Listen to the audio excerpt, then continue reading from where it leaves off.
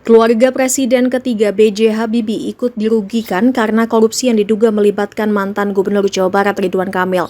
Pasalnya mobil kesayangan B.J. Habibie yang sempat dijual ke Ridwan Kamil kini disita KPK dan berpotensi dilelang.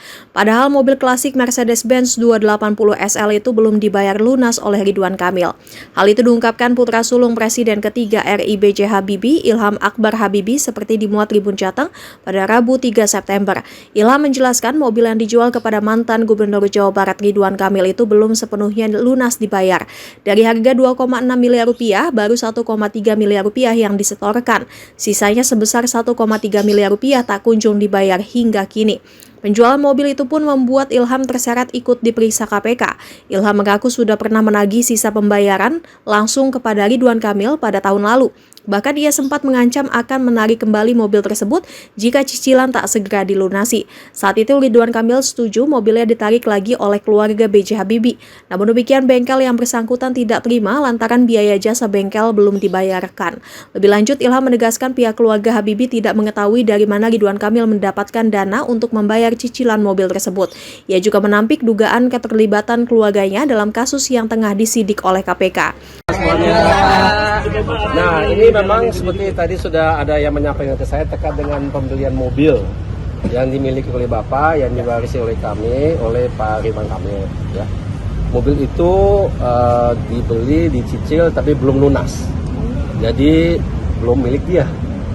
Nah, jadi tahun lalu saya panggil Pak Ridwan Kamil ke rumah. Bukan saya sendiri, ada saksinya juga. Saya menyatakan kalau tidak dilunasi dalam waktu dekat, maka saya tarik kembali dan dia setuju. Tidak dilunasi juga, kita mau tarik, tapi bengkelnya nggak mau kasih, karena dia juga belum dibayar. Nah, jadi setelah itu ya tidak lama kemudian udah ada KPK. Kita kan nggak tahu menahu mengenai KPK, karena bukan urusan kita. Nah, gitu kurang lebih. Semua yang saya harus katakan ya, ini kan saya belum pernah ke situ ya. Saya harus katakan KPK sangat profesional, sangat tepat, sangat ramah. Bagus sekali. Ya, saya benar-benar ini memang lama ya, karena dia harus buat berita acara itu lama kan, kita harus baca dulu benar atau tidak, kemudian dikoreksi dan sebagainya, harus ada saksi dan sebagainya, lama memang ya. Tapi ya begitulah. Tapi dengan ini saya kira benar-benar sistem hukum kita dijalankan dengan benar. Itu baik. Pak, tapi terkait penjualan mobil ini kan ada kaitannya dengan kasus BJB itu sendiri. Itu kan saya tidak tahu. Itu di pihak yang tahu itu KPK. Kita cuma sebagai penjual saja. Kalau kita menjual barang kan kita tidak tanya dari mana uangnya, kan nggak mungkin. Pak, itu yang dibayarkan berapa, Pak? Apa? Harganya 2,6 tapi tidak ada kontrak. 2,6 yang sudah dibayar berapa, Pak? 1,3 setengah. Oh, setengahnya. Iya. Itu dibelinya kalau boleh tahu kapan, Pak? Oh, maaf, itu dicicil tapi saya tidak tahu karena tidak melewat saya. Jadi ada tim yang secara profesional menangani, dia terima uangnya dan uangnya itu dipakai untuk membetulkan mobil lain, gitu ya.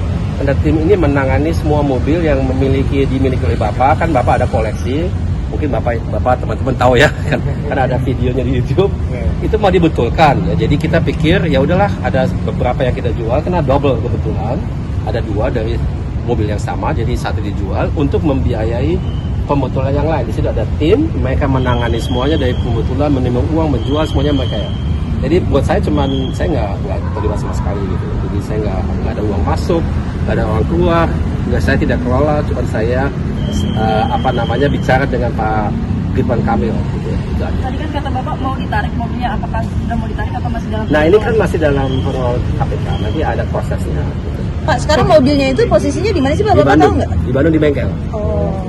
Karena waktu kita sudah digunakan oleh Pak Ridwan Kamil, beliau rupanya di tahun berapa itu dia ganti warna terus tanpa pengetahuan kami.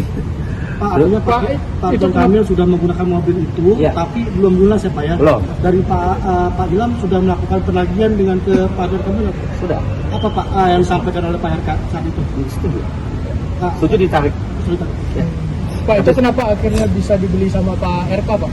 Mungkin bisa Dia pernah datang ke rumah Bapak, melihat koleksinya, dan dia tertarik dengan mobilnya.